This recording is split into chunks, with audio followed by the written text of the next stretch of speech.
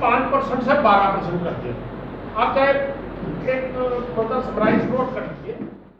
ईंट निर्माता समिति और सरकार के मध्य खींचतान बढ़ती ही जा रही है। जीएसटी से लेकर कोयला के दामों में बेतहाशा वृद्धि को लेकर ईंट निर्माता समिति अब लामबंद हो गई और आज समिति ने अनिश्चितकालीन हड़ताल का फैसला ले लिया। अध्यक्ष शेषमणि तिवारी का कहना है कि सरकार ईंट निर्माता समिति की मांगों को न सुन रही है और न ही उस पर विचार कर रही है। ऐसे में हड़ताल ही एकमात्र विकल्प है। यदि शीघ्र सरकार उनकी बात नहीं सुनती है तो यह हड़ताल व्यापक रूप में शुरू होगी। उन्होंने कहा कि अभी सिर्फ ईंटों का निर्माण रोका गया है, भविष्य में ईंटों की बिक्री रोकने पर भी सहमति बन सकती है।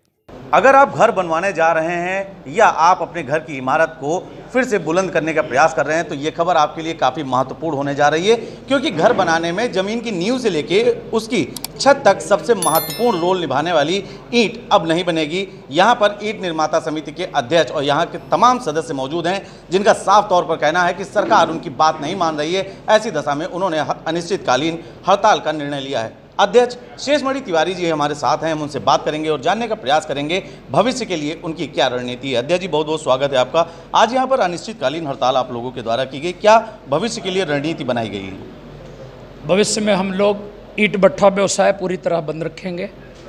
सरकार से हम लोग हर तरह से, जिस तरह से भी संभव था, पत्राचार के माध्यम से, ज्ञापन के माध्यम से, अपने जनप्रतिनिधियों के माध्यम से, उत्तर प्रदेश ईंट निर्माता समिति हमारी एकमात्र संस्था है पूरे उत्तर प्रदेश में, उनको हम लोगों ने उनके द्वारा सब तरह से प्रयास करने के बावजूद जब सरकार ने हमारी बात नहीं सुनी है, हमारी समस्याओं पर गौर नहीं किया है, तो हम लोग विवश होकर ईंट भट्ठा संचालन बंद रखेंगे और अनिश्चितकाल के लिए हड़ताल पर रहेंगे। अध्यक्ष जी, इससे पहले भी आप लोगों ने प्रयास किया था, क्या लगता है कोई सकारात्मक परिणाम नहीं मिले? प्रदेश सरकार से भी आपकी लगातार मुलाकात हुई, केंद्र सरकार तक भी आप लोगों ने दौड़ लगाई, सकारात्मक परिणाम नहीं मिले। क्या लगता है कि इस तरह की हड़ताल करने से सरकार आपकी सुनेगी?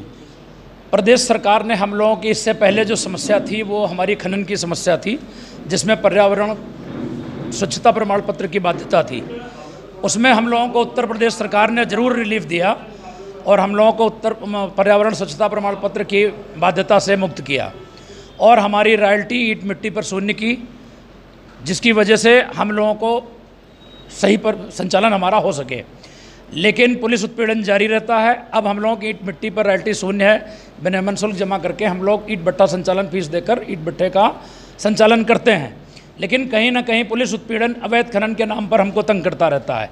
माननीय पर मुख्य सचिव महोदय, उत्तर प्रदेश शासन का स्पष्ट आदेश है कि हम लोगों का खनन परिवहन जहाँ भी हो रहा हो, अगर हमारा विनियमन शुल्क जमा है तो हमको रोका ना जाए, हमारा उत्पीड़न ना किया जाए। लेकिन पुलिस अपनी कार्यशैली पर लिप्त रहती है, वो अवैध खनन के नाम पर हमारी गाड़ियों को भी रोकती है। हमारी गाड़ियाँ क्या, हम लोग अक्सर जेसीबी हमारी नहीं होती, हम लोग रेंट पे लेके काम करते हैं, उनको हमारे कार्य को अवरुद्ध करते हैं, उससे हमारी पीड़ा लगातार बनी रहती है। शेषमणि जी, क्या लगता है कि कितना ज़्यादा श्रमिक इससे ज़्यादा, क्योंकि ये जो है आपका जो ईंट भट्ठा होता है इससे तमाम श्रमिकों, काफ़ी नीचे तबके का श्रमिक इससे जुड़ा होता है, तो जिस तरह से अगर ये कार्य बंद होगा तो उनकी भी जाहिर सी बात है आय बंद होगी। क्या लगता है कितना श्रमिक लगभग इससे प्रभावित होने जा रहा है? ईंट भट्ठा व्यवसाय में केवल ईंट भट्ठा उद्योग पर कम से कम 3.5 करोड़ लेबर हमारा श्रमिक बेरोजगार हो जाएगा, क्योंकि हमारी संख्या 1.5 लाख है। 300 के लगभग लोग प्रभावित होंगे। इस तरह से बहुत बड़ा लेबर का जो है नुकसान होने जा रहा है ईंट भट्ठा उद्योग के बंद होने से। और सबसे बड़ी चीज़ है, हम जब लोकल अपने ज़िलों में भी अपने किसान को भी रोज़गार देते हैं, जब वो खेती से मुक्त होता है हमारे यहाँ काम करता है। सबसे अधिक परेशानी हम लोगों की जीएसटी से है, जो 1% के स्थान पर 6% कर दी गई और 5% के स्थान पर 12% कर दी गई।